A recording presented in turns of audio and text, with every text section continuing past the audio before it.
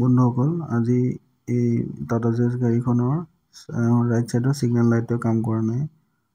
ইয়া চাওক ডেশবৰ্ডত আমাৰ 4টা সিগনেল জ্বলাই থৈছো, কিন্তু গাড়ীৰ আপোনাৰ অকল 2টা সিগনেল জ্বলিছে। এতিয়া আমি ডাইৰেক্ট ফিউজ বক্স খুলিলো। এতিয়া চাওঁ ইয়াত ফিউজৰ প্ৰব্লেম আছে। ৰাইট ফিউজ এইটো ফিউজটো খুলি আনো। এইটো চাওক এইটো ফিউজৰ কাৰণে হৈ আছিলে।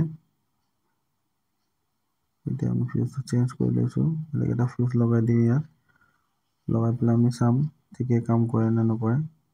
এইটো লগাই দিলো। এতিয়া চাবি অন কৰো। এতিয়া 4টা সিগনেল এতিয়া চাওক এই কাম কৰি আছে। এতিয়া আমাৰ ফিউজ বক্সৰ ঠিক কৰাৰ পিছত 4টা সিগনেল ধুনীয়াকৈ কাম কৰি আছে ইণ্ডিকেটৰ। ধন্যবাদ বন্ধুসকল।